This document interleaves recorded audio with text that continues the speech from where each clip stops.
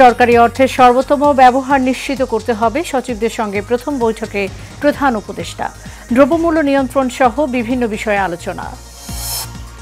জনগণ চাইলে রাজনৈতিক দল গঠন করবে বৈষম্য বিরোধী ছাত্ররা, জানালেন সমন্বয়ক।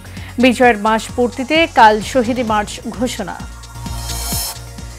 দাবি আদায় আজও গার্মেন্টস শ্রমিকদের বিক্ষোভ, বন্ধ অর্ধশতাধিক কারখানা। ভাঙচুর করলে কঠোর পদক্ষেপের হুঁশিয়ারি স্থানীয় সরকার উপদেষ্টার।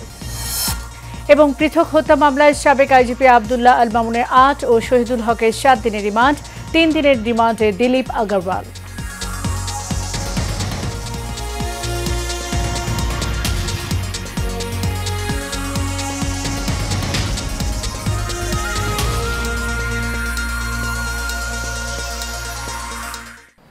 স্বাগত এশিয়ান নিউজের সাথে আছে সাবরিনা জিয়া। এতক্ষণ শুনছিলেন বিআরবি কেবল ইন্ডাস্ট্রিজ লিমিটেড সংবাদ শিরোনাম। এবার চলে যাব পুরো খবরে। সরকারি অর্থের সর্বোত্তম ব্যবহার নিশ্চিত করার নির্দেশনা দিয়েছেন অন্তর্বর্তী সরকারের প্রধান উপদেষ্টা ডক্টর মোহাম্মদ ইউনূস। দায়িত্ব নেওয়ার পর প্রথমবার নিজ কার্যালয়ে সচিবের সঙ্গে বৈঠকে তিনি এই নির্দেশ দেন। বৈঠকে 55টি মন্ত্রণালয় ও বিভাগের সচিবরা উপস্থিত ছিলেন। বিস্তারিত দেখুন নূর মোহাম্মদ ভূঁইয়ার রিপোর্টে। দায়িত্ব নেওয়ার পর অস্থায়ীভাবে রাষ্ট্রীয় অতিথি ভবন যমুনায় দাপ্তরিক কার্যক্রম পরিচালনা করেন প্রধান উপদেষ্টা ড মোহাম্মদ ইউনূস। বুধবার প্রথমবার অফিস করেন তেজগাঁওয়ে প্রধান উপদেষ্টার কার্যালয়ে। সকাল 11:30টায় প্রধান উপদেষ্টায় বৈঠক করেন 55 মন্ত্রণালয় ও বিভাগীয় সচিবের সঙ্গে। ড ইউনূসের সভাপতিত্বে বৈঠকের সঙ্গে ছিলেন উপদেষ্টা আলী ইমাম মজুমদার।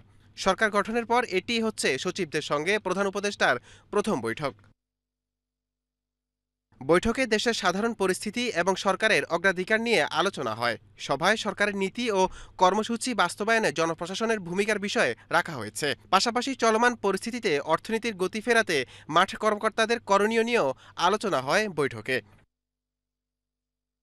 নূর মোহাম্মদ ভূঁইয়া, এশিয়ান টেলিভিশন, ঢাকা। সরকারি চাকুরিতে কোটা সংস্কার থেকে শুরু করে সরকার পতনের দাবিতে বৈষম্য বিরোধী ছাত্র আন্দোলনের লাগাতার কর্মসূচি চলাকালে বিভিন্ন সহিংসতায় নিহতদের স্মরণে কাল শহীদি মার্চ কর্মসূচি পালন করা হবে।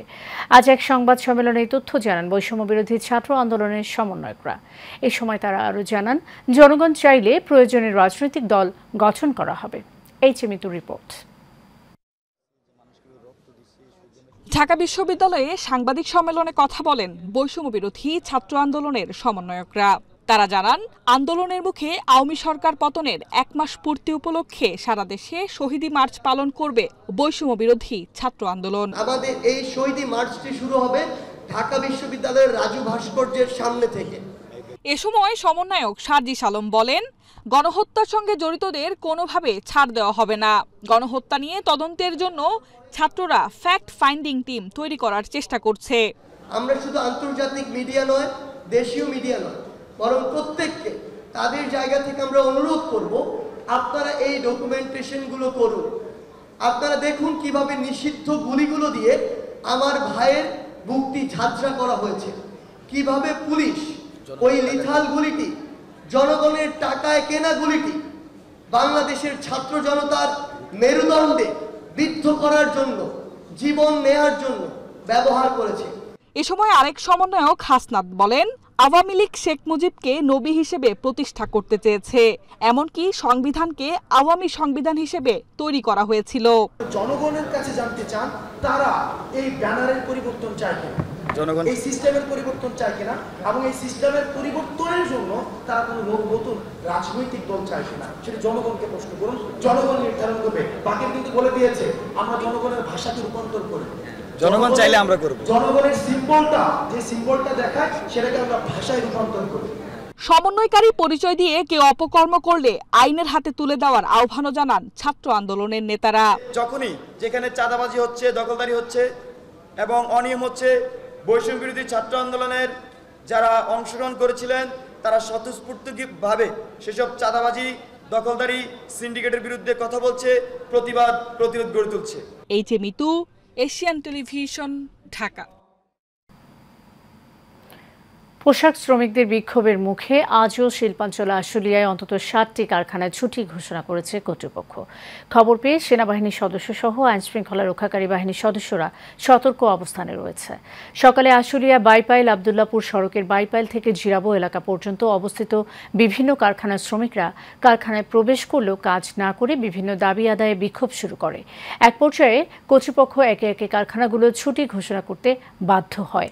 কারখানায় ছুটি ঘোষণার পর শ্রমিকরা বাইরে বেরিয়ে এসে অন্যান্য কারখানার সামনে গিয়ে বিক্ষোভ করে। পরবর্তীতে তারা ইট পাটকেল নিক্ষেপ শুরু করলে সেসব কারখানা কর্তৃপক্ষ কারখানায় ছুটি ঘোষণা করতে বাধ্য হয়। শ্রমিক বিক্ষোভের মুখে বন্ধ হয়ে যায় নবীনগর চম্পা এবং বাইপাইল আবদুল্লাপুর সড়ক। পরিস্থিতি নিয়ন্ত্রণে কাজ করছে শিল্প পুলিশ, সেনাবাহিনী ও বিজিবি সদস্যরা। একই দাবিতে বিক্ষোভ হচ্ছে গাজীপুরেও।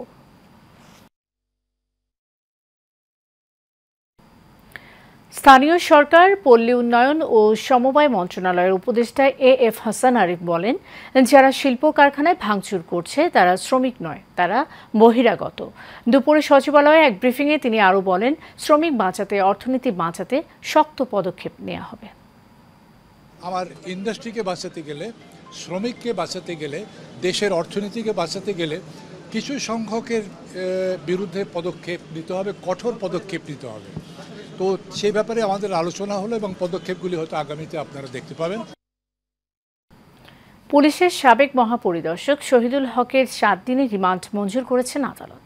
বৈষম্য বিরোধী আন্দোলন চলাকালে ছাত্র জনতার মিছিলে রাজধানীর নিউ মার্কেট এলাকায় ব্যবসায়ী আব্দুল ওয়াদুদ গুলিকে হত্যার অভিযোগে মামলার সুষ্ঠু তদন্তের স্বার্থে তাকে 10 দিনের রিমান্ডে নিতে আবেদন করে পুলিশ। শুনানি শেষে ঢাকা মেট্রোপলিটন ম্যাজিস্ট্রেট আখতারুজ্জামান এই আদেশ দেন। এছাড়াও বৈষম্য বিরোধী আন্দোলনে ছাত্র জনতার মিছিলে নির্বিচার গুলিবর্ষণে রাজধানীর মোহাম্মদপুরের মুদি দোকানি আবু সায়েদ হত্যা মামলায় গ্রেফতার পুলিশের সাবেক মহাপরিদর্শক আবদুল্লাহ আল মামুনের 8 দিনের রিমান্ড মঞ্জুর করেছেন আদালত। এদিকে ঢাকা জেলার অতিরিক্ত পুলিশ সুপার আবদুল্লাহ হিল কাফিকে হাজারীবাগ থানার অপহরণ মামলায় 8 দিনের রিমান্ড দিয়েছেন আদালত। হত্যা মামলায় 3 দিনের রিমান্ডে ডায়মন্ড ওয়ার্ল্ডের ব্যবস্থাপনা পরিচালক দিলীপ কুমার আগরওয়াল। আজ পুলিশ তার রিমান্ড আবেদন করলে আদালত 3 দিনের রিমান্ড মঞ্জুর করেন। এর আগে রাজধানীর গুলশান থেকে তাকে গ্রেফতার করে র্যাপিড অ্যাকশন ব্যাটালিয়ন। র্যাব সদর দপ্তরের লিগ্যাল অ্যান্ড মিডিয়া উইংয়ের সিনিয়র সহকারী পরিচালক আনময় ইমরান খান বিষয়টি নিশ্চিত করেন। তিনি জানান, হত্যা মামলায় দিলীপ কুমার আগরওয়ালকে গ্রেফতার করা হয়েছে। স্বর্ণ ও হীরা চোরাচালানের অভিযোগে ডায়মন্ড ওয়ার্ল্ড এবং এর স্বার্থ সংশ্লিষ্ট ব্যক্তিদের বিরুদ্ধে পুলিশের অপরাধ তদন্ত বিভাগের ফিনান্সিয়াল ক্রাইম ইউনিটের অনুসন্ধান শুরুর পরই সেখানে অভিযানে যায় র্যাব।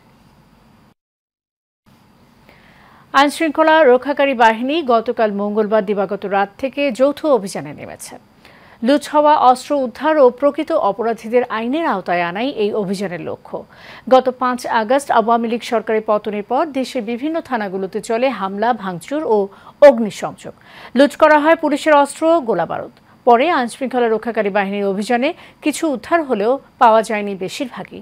সেসব অস্ত্র এবং আগে থেকে অনেকের কাছে থাকা অবৈধ অস্ত্র উদ্ধারে ও যৌথ অভিযান শুরু করেছে স্বরাষ্ট্র মন্ত্রণালয়। পুলিশ সদর দপ্তর জানায়, গত 6 আগস্ট থেকে সোমবার পর্যন্ত উদ্ধার হয়েছে 4000 অস্ত্র ও 3 লাখ গোলাবারুদ। এছাড়া 23,000 রাউন্ড টিয়ার শেল এবং 2139টি সাউন্ড গ্রেনেডও উদ্ধার হয়।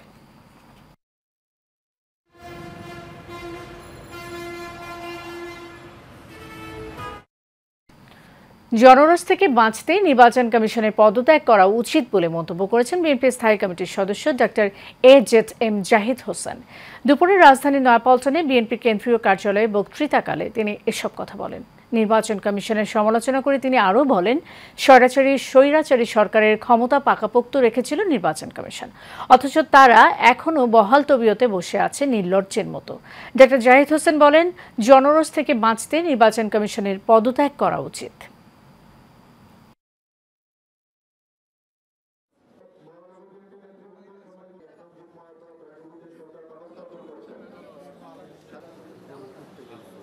কিন্তু এই নির্বাচন কমিশন আজ অবধি নির্লজ্জের মতো বসে আছে। আমি মনে করি যে এই নির্বাচন কমিশন বোধোদয় হওয়া উচিত, পদত্যাগ করে নিজেদের জনগণের রোষ থেকে বাঁচার জন্য পদত্যাগ করে এই সরকারকে সুযোগ দেওয়া উচিত নতুন নির্বাচন কমিশনের।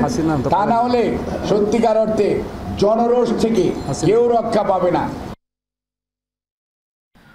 দেশে বন্যা পরিস্থিতি উন্নতি হলেও বন্যা দুর্গত পূর্বাঞ্চলের জেলাগুলোয় মৃত্যুর সংখ্যা বাড়ছে। স্পষ্ট হচ্ছে ক্ষয়ক্ষতির চিত্র। 11 জেলায় মৃতের সংখ্যা বেড়ে দাঁড়িয়েছে 71 জনে। এর মধ্যে 28 জনই মারা গেছেন ফেনীতে। বন্যায় সবচেয়ে ক্ষতিগ্রস্ত হয়েছে ফেনী ও নোয়াখালী জেলা। দুই জেলায় 90%-এরও বেশি মানুষ বন্যায় মারাত্মকভাবে ক্ষতিগ্রস্ত হয়েছেন। ধ্বংস হয়েছে 48% বাড়িঘর। এছাড়াও দুই জেলায় স্যানিটেশন ব্যবস্থা ও সুপেয় পানির সুবিধা শতভাগ অচল হয়েছে। দুর্যোগ ব্যবস্থাপনা ও ত্রাণ মন্ত্রণালয়ের অতিরিক্ত সচিব KM আলী রেজা মঙ্গলবার সংবাদ সম্মেলনে বন্যা পরিস্থিতির সর্বশেষ তথ্য তুলে ধরে বলেন, বন্যায় 11 জেলায় ক্ষতিগ্রস্ত মানুষের সংখ্যা 50,28,24,202 জন। এখনো পানিবন্দী আছে 5,82,155টি পরিবার। সরকারি কাম থেকে যদি না পাই তো আমরা আমাদের সমস্যাতে পড়ে যাবো বা আমাদের অনেক হয়ে যাবে। আমাদের ঘর দুয়ার সব ডুবে গেছে। 2-3 দিন পানিবন্দিতে আছি। এখন এখানে আসলে এখানে খাওয়া দাওয়া করতে অনেক কষ্টের মধ্যে আছে।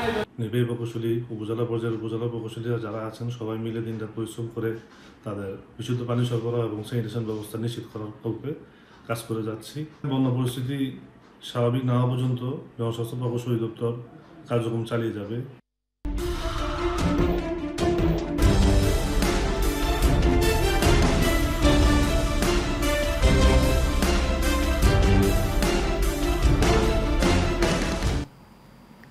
নারায়ণগঞ্জের রূপগঞ্জের পূর্বাঞ্চলের ফারুক মার্কেটে দলবদ্ধ সন্ত্রাসী চক্রের মাদক সেবনের দৃশ্য দেখে ফেলায় স্থানীয় তরুণদের উপর হামলার প্রতিবাদে বিক্ষোভ মিছিল হয়েছে।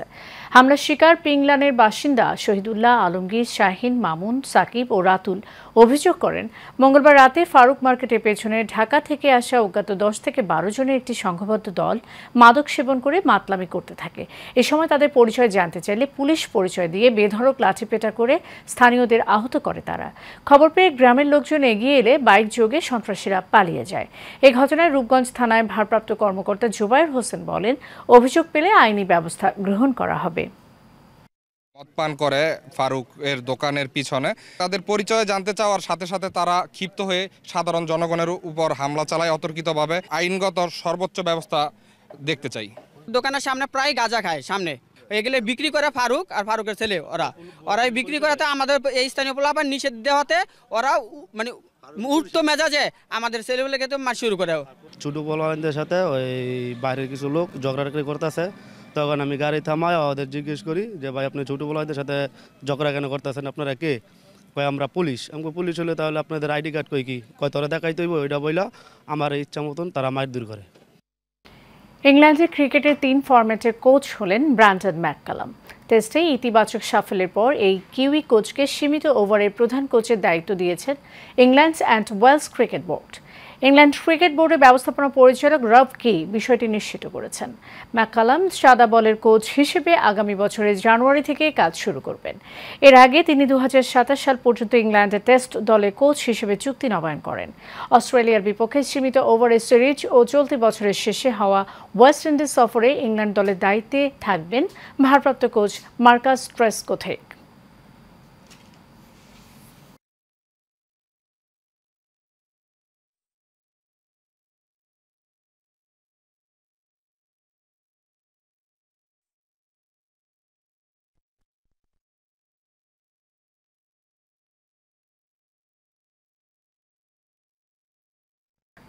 এবার চট্টগ্রাম সংবাদ। 15 বছর পর মাতৃভূমিতে ফিরলেন যুবদল নেতা হাসান নুরি। 2009 সালের সেপ্টেম্বরে কক্সবাজারের মহেশখালী উপজেলার কালারামাত সরা ইউনিয়ন যুবদলের সাবেক সহসভাপতি হাসান নুরি আওয়ামী লীগের হামলা, মামলা ও নির্যাতনের শিকার হয়ে পালিয়ে যান। বিভিন্ন সময় এলাকায় আসতে চাইলেও পুনরায় হামলা ও মামলার শিকার হয়ে আত্মগোপনে চলে যান তিনি। পরে তিনি দেশত্যাগে বাধ্য হন।